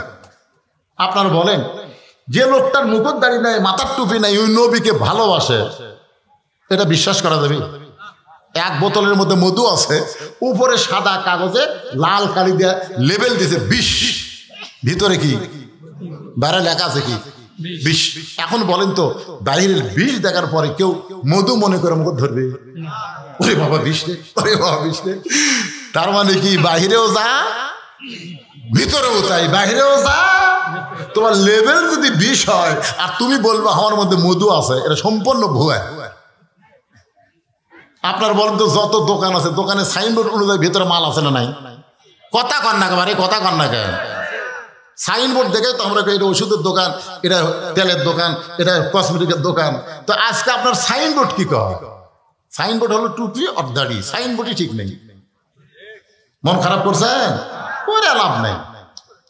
নবীর সুন্নত আমল করবেন।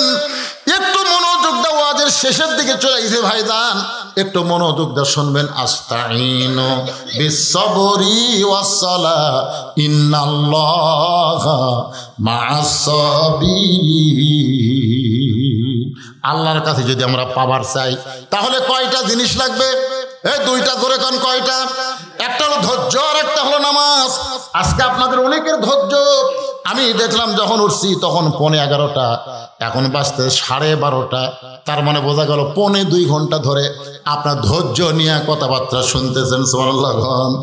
বাজান গো, আল্লাহ রাসূল বললেন ওমর তুমি শুধু দুর্বল সাহাবী বলতেছো, একটাবার নজর করে দেখো, একটাবার নজর করে দেখো আমি কি জন্য নবী মেহরাব থেকে দুর্বল সাহাবীর কাছে যাই। এটা যদি দেখবার চাও তাহলে নজর করো। জোরে কান কি করো? এই জোরে কান কি করো? দুই চোখ দিয়ে দেখা যাবে না, দুই চোখ দিয়ে দেখে আমরা ভুল করতেছি। দুই চোখ দিয়ে দেখা যাবে না, একবার চোখ বন্ধ করেন, চোখ বন্ধ করেন। আচ্ছা আপনাকে বিরক্ত হচ্ছেন? আর কি আদায় আছে? তাহলে কত বড় গুরুত্বপূর্ণ কথা, দুই চোখ দিয়ে দেখা যায় না রে। দুই চোখ দিয়ে ভুয়া ভুয়া, দুই চোখ দেখতেছে এটা কার বাড়ি, এটা কার বউ। আর চোখ বন্ধ করে দেখেন বাড়ি ঘর দেখা যাবে না, অন্ধকার কবর দেখা যাবে। জোরে কথা কন না কেন? হুজুর এটা আমার বাসা, হুজুর এটা আমার বাসা। আমি শুধু বলছি ভাই এই বাড়ি বানাতে কত টাকা লাগছে? আমার কয় আপনি মূর্খ নাকি? এটা বাড়ি কি বলা লাগবে? বলে এই বাসা বানাতে কত খরচ হবে, তাই কম। আপনি বাসাও বোঝেন না, বাড়িও বোঝেন না। আমি তখন তার সামনে একটা গান গাইলাম, এপারে তোর বসত বাড়ি, ওই পারে তোর বাসা। যত কোটি টাকা দেয় তুমি বাসা তৈরি করো, এটা তোমার হলো বসত বাড়ি। ধরে কোন কি বাড়ি? এপারে তোর বসত বাড়ি, ওই পারে তোর বাসা। ভব দরিয়ায় পাড়ি দিতে কেমনি করলি আশা। এপারে তোর বসত বাড়ি, ওই পারে তোর বাসা। মুসলমানের দুনিয়ার বাড়িটা হলো বসত বাড়ি, আর জান্নাত হলো তার বাসা। ধরে কণ্ঠে আপনারা বলেন তো, যে লোকটা নওগাঁ শহরে বাসা বানাতে, বোঝানোর জন্য বলতেছি, ওই লোকটার একটা বাড়ি আবার এই কি রামরাইপুরে একটা বাড়ি আছে। মাঝে মধ্যে রামরাইপুর আসে, মাঝে মধ্যে আসে। তো গ্রামের লোকজন বলছে ভাই আসছেন যখন আজকে আবার দেবো না। তখন না ভাই রে আমার বাসার জ্বালাই ভাই রে, বাসার জ্বালাই ভাই। আরে মিয়া তোর বসত বাড়ি নেই? এই মিয়া বাড়ির মাঝে মধ্যে আসা যায়, থাকা যায় না। থাকবার গেলে বাসার যাওয়া লাগে। ধরে কথা কন না কেন? নওগাঁ শহরে যারা বাসা বানাচ্ছে তারা এই গ্রামের বাড়িতে এসে থাকবার চায়। তা আমাদের দুনিয়ার বাড়ি হলো বসত বাড়ি রে, আর আমাদের আসল বাড়ি হলো জান্নাত। অথচ আমরা দুনিয়াতে এসে আর যাবার চাই না। মনে করতেছে আইসি আর জানো না রে, শালা খুবই বোকা। আব্দুল আলিম যে গানটা গাইছে, গানটার অর্থ আছে না নাই? তাহলে সবাই একটু গুনগুন করা গাও বাজান। এই যুবকের, এই এখনকার তো ভাইরাল গান বাড়াছে, একটা মানুষ হইয়া তুমি কয়জনকে বিলাও মন। হেরে যুবকেরা শোনোনি? মুখে তোমার ভালোবাসা অন্তরটা কয়লার মতন, এরকম ভাইরাল গান না। এই গানটা হলো সারঞ্জীব গান, সব সময় গানটা চলবে। যদি বুঝতে পারেন তাহলে গানের সাথে সাথে আপনার চোখের মধ্যে পানি চলে আসবে। সবাই গুনগুন করে বলো, এপারে তোর বসত বাড়ি, ওই পারে তোর বাসা, ভবদরিয়ায় পাড়ি দিতে, ভবদরিয়ায় পাড়ি দিতে কেমনে করলি আশা, এপারে তোর বসত বাড়ি, ওই পারে তোর বাসা, লাভ করিতে আইসারে ভবে হইলারে বেদিশা, রতন কাঞ্চন বদল দিয়া কিলনি তামাশিসা। আল্লাহ বলেছেন, আল্লাহ রাসূল বলেছেন, আর দুনিয়া মাযরাতুল আখিরা, দুনিয়া হচ্ছে আখিরাতের আবাদযোগ্য একটা জায়গা।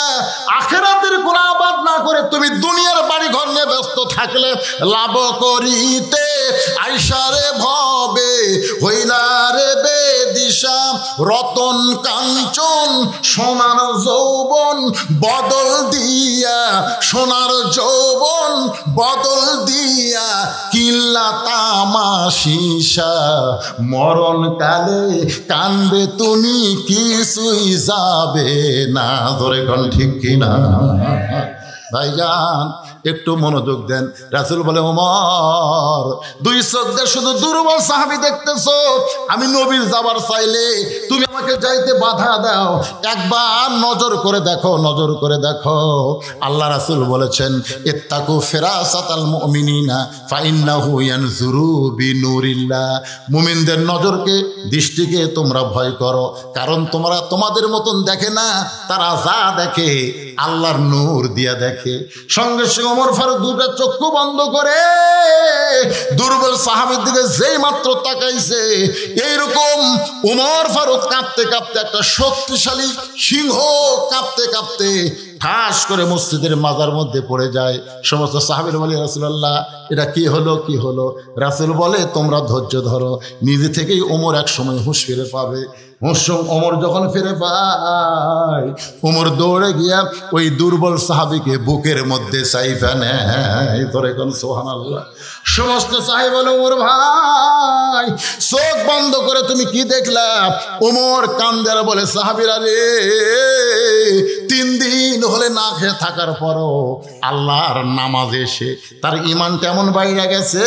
আমি দেখতেছি যদি আসমানের সূর্যটা আল্লাহ টান দিয়া ওই দুর্বল সাহাবীর ইমানটা যদি আসমানে লটকায় দেয়, এই সূর্যের চাইতেও বেশি পাওয়ার হবে। আর এই পাওয়ারটা কেবলমাত্র নামাজের মাধ্যমেই বান্দা অর্জন করতে পারে। নামাজ এমন একটা ইবাদত, যে ইবাদত ওয়াসজুদ ওয়াক্তারিব, একমাত্র সেজদা আপনাকে আল্লাহর নৈকট্য হাসিল করতে পারে। জোরে কোন ঠিক কিনা? আল্লাহ পাক আমাদের সবাইকে তৌফিক দান করুক। সকলে বলেন আল্লাহুম্মা আমিন। যে কয়জন মানুষ বসে আছি ভাই, এই যে ইস্তেখারা নামাজ পড়ে মোনাজাত, আমরাও এখানে মোনাজাত করব। আসমানের বালা, জমিনের বালা থেকে আল্লাহ যেন আমাদের আবাদগুলোকে হেফাজত করে। দোয়া করার দরকার আছে না? কথা কেন আছেন না? জমি তো প্রতিদিন বিকালে ঘুরতেছেন আর মশান মারতেছেন, এবার ফলন ভালো হবে রে।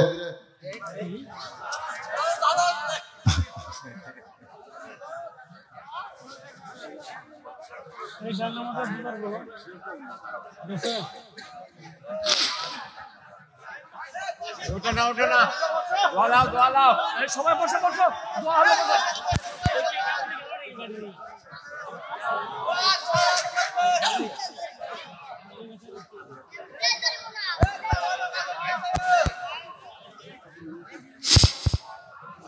এই টাইমে কারেন্ট গেল রে।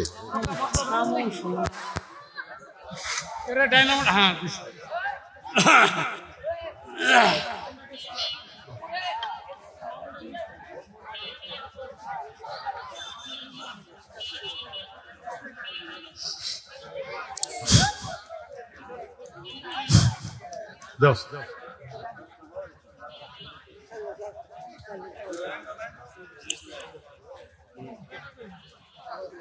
হ্যাঁ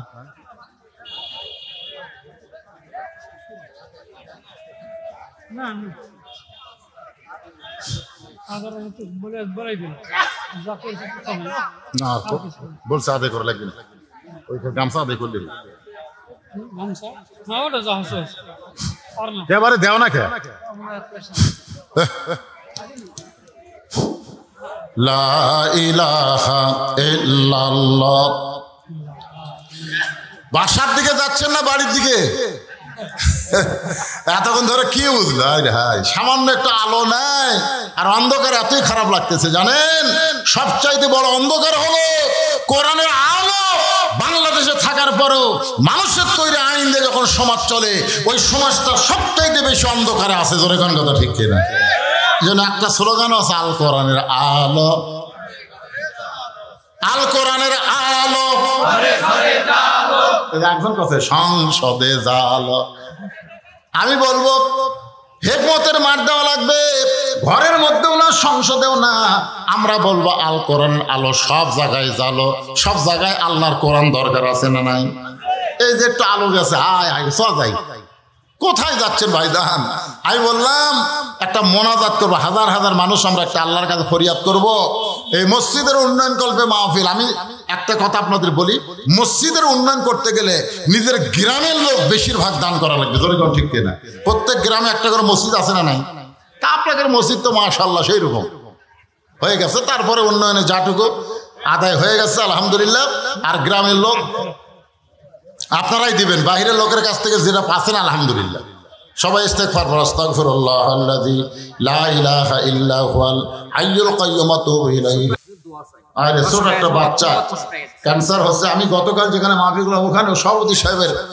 একটা নাতি 5 বছর বয়সের সন্তানের ব্লাড ক্যান্সার আমাকে বলছে তো আগামীকাল মাহফিলকে একটু দোয়া করবেন এখানে একটা ছোট্ট বাচ্চা তারা অসুস্থ 500 টাকা দোয়া চাইছে সদকা তো তারুদ্দুল বালা আল্লাহ এই দান সদকার কারণে বাচ্চাকে পুরোপুরি সুস্থতা দান করুক জোরে কোন আমিন যারা এরকম দান করবেন মনে করেন না যে মাইকে আপনার নাম ঘোষণা করলে আপনি সওয়াব পাবেন তা না প্রকাশ্যে দানের চাইতে গোপনে দান করা সওয়াব কম না বেশি আপনারা বলেন বাংলাদেশের যত বড় বড় কাজ হয়েছে এই কাজগুলো কি প্রকাশ্যে দানে হচ্ছে না গোপন দানে হচ্ছে যত বড় কাজ দেখবেন এই মসজিদে যতটুকু উন্নত হয়েছে আপনি খোঁজ করে দেখেন গোপনেই বেশি দান হয়েছে প্রকাশ্যে দেওয়ার চাইতে গোপনে দান বড় বড় দেয় ইনশাল্লাহ আপনারা দিবেন অসুবিধা নেই আল্লাহুম্মা আমিন আল্লাহুম্মা আনতাস সালাম আমিনকাস সালাম তাবারাকতা ইয়া যাল জালালি ওয়াল ইকরাম আয় আল্লাহ তাআলা কঠিন গরমের ভিতরে তাপদাহ চলতেছে তারপরেও তোমার বান্দা বান্দিরা আরামের বাড়ি ঘুমকে বাদ দিয়া কোরআন হাদিসের মহব্বত কলিজার মধ্যে নিয়া এই জান্নাতের বাগানে বসে বসে আলোচনা শোনার শেষ আমি গুনাহগারের সঙ্গে রহমতের দরজায় ফকির হয়ে দোকানা হাত তুলেছে মেহেরবানি করে আজকের মাহফিল আমাদের সকলের হিদায়াতের জন্য নাজাতের জন্য জান্নাতের জন্য কবুল করো এই মাহফিলের শুরু থেকে শেষ পর্যন্ত যত আলোচনা হয়েছে আল্লাহ এর মধ্যে যদি ত্রুটি হয় ভুল হয় মাফ করে দিও এর যা হাদিয়া মঞ্জুর করো সোনার মদিনায় নবী পাকের রওজা মোবারকে আল্লাহ কবুল করে না तमाम अंबिया किराम असहाबी किराम ताबिन किराम ताबिन किराम तमाम पृथिवीर माटिर निचे যত মুমিন মুমিনা শুয়ে আছে আল্লাহ সকলের ওয়াফরে হাদিয়া কবুল করেন আল্লাহ আমরা যারা হাত তুলেছি আমাদের জনম দুঃখী মা যাদের কবরে চলে গেছে বাবা যাদের কবরে চলে গেছে সবাই বলেন রব্বির হামহুমা কামা রব্বায়ানি সগীরা বাপ মা যাদের কবরে গেছে আল্লাহ বাপ্পার কবরকে জান্নাতের টুকরা বানায় দেন রামরাইপুর মসজিদকে কিয়ামত পর্যন্ত কবুল করেন এই মসজিদে নগদে বাগিতে প্রকাশ্যে গোপনে যারা দান করেছে আল্লাহ সকলের দানগুলোকে জান্নাতের বিনিময় হিসেবে কবুল করেন মসজিদ কমিটির সম্মানিত সভাপতি সহসভাপতি সেক্রেটারি কেশিয়ার মসজিদের সদস্য ইমাম মুয়াজ্জিন খতিব মুসল্লি সকলকে আল্লাহ কবুল করে নেন আজকের মাহফিলের সম্মানিত সভাপতি সহসভাপতি প্রধান অতিথি বিশেষ অতিথি প্রধান মেহমান সহ আল্লাহ আজকের মাহফিলে যারা আমরা হাত তুলে আমিন আমিন করতেছি সকলকে আল্লাহ তুমি কবুল করো পর্দার অন্তরালের মা বোনেরা আবিদা সালিহা পদ্মানিজি কবুল করে মা ফাতেমার চরিত্র দান করো। ছোট্ট একটা বাচ্চা অসুস্থ, আমরাও যারা অসুস্থ হাত তুলেছি আল্লাহ, আল্লাহ সবাইকে সুস্থতার নিয়ামত দান করে দাও। আল্লাহ আসমানের বেলা আসমানে নাও, জমিনের বেলা জমিনে ডাবায় দাও। আল্লাহ আবাদগুলো মাঠে ময়দানে রহমত বরকত দিয়ে হেফাজত করো। আল্লাহ রহমতের বৃষ্টি দান করো, রহমতের বৃষ্টি দান করো। আল্লাহ উত্তপ্ত বাংলাদেশকে তুমি ঠান্ডা করে দাও। আল্লাহ রহমতের বাড়িধারা বর্ষণ করে দাও। আল্লাহ কে কোন নিয়ত করে হাত তুলেছে আল্লাহ সকলের নেক নিয়ত নেক আশাকে তুমি কবুল করো। যারা দান করেছে সকলের দানগুলোকে জান্নাতের বিনিময়ে কবুল করো।